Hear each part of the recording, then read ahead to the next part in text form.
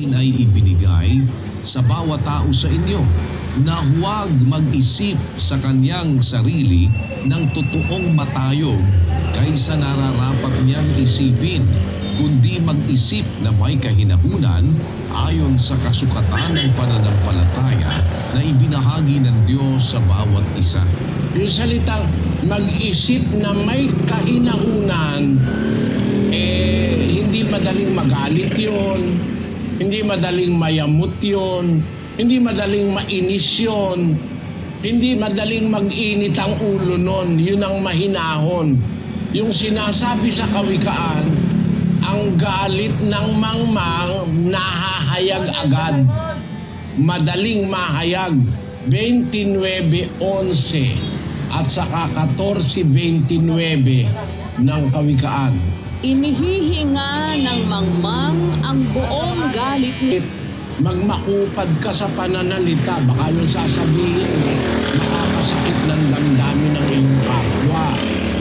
Pero maging maliksi ka sa pakikinig ng salita ng Diyos.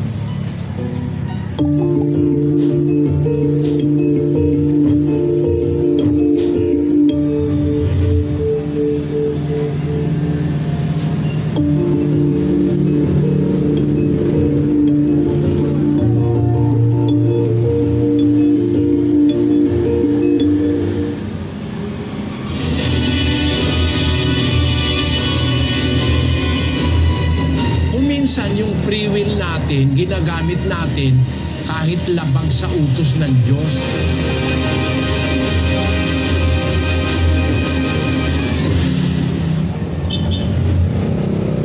Kahit na may utos ng Diyos, meron tayong free will.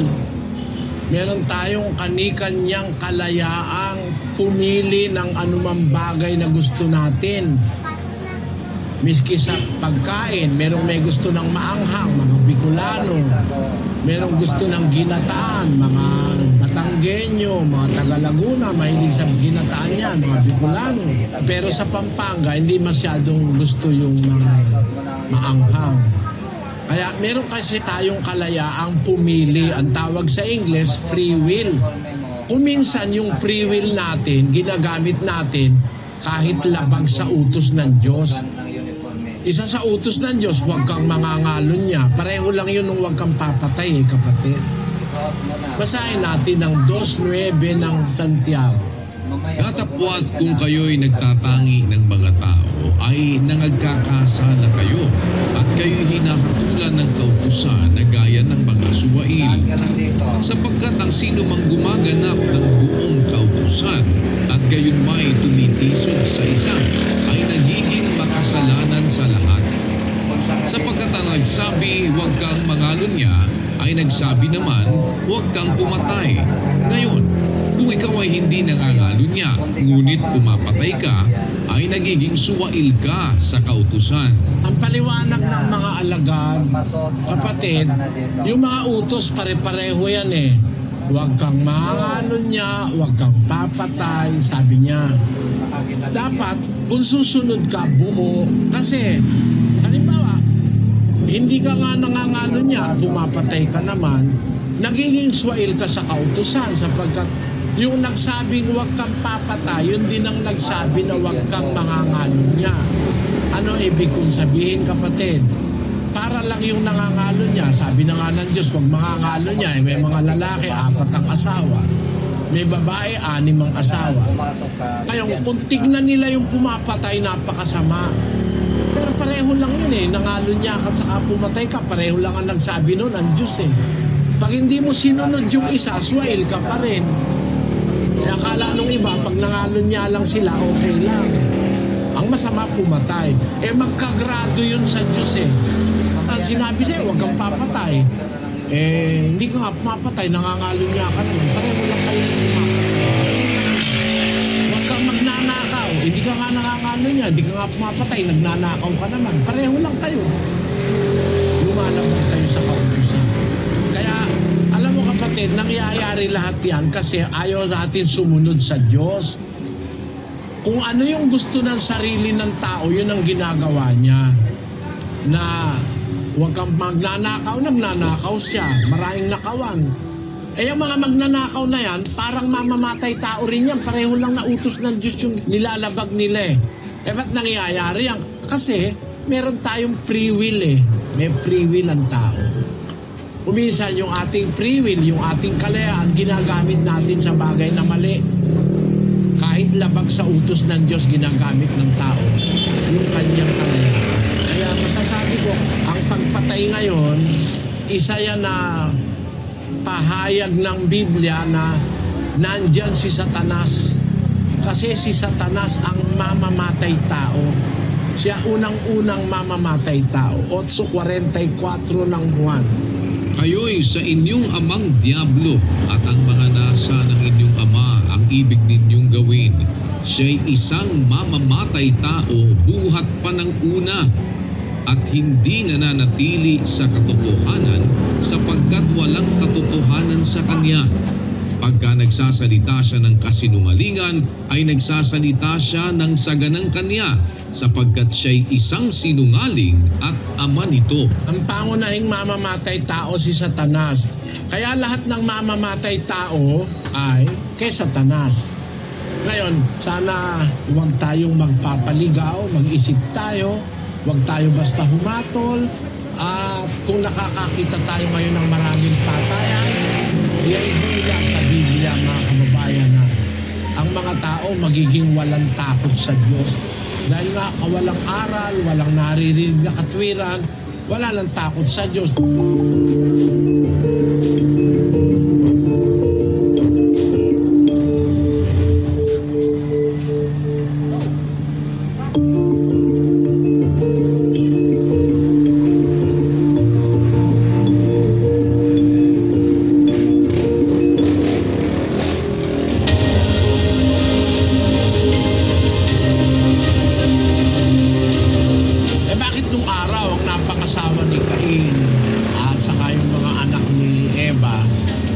Pangasawahan sila, mga magkakamag-anak.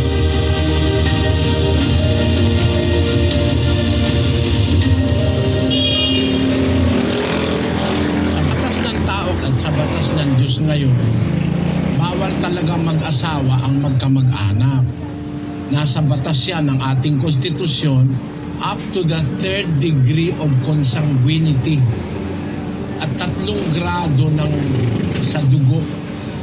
Kaya sa batas, bawal mong mapangasawa kapatid mo, nanay mo, o tatay mo, bawal yon, o pinsan mong buo.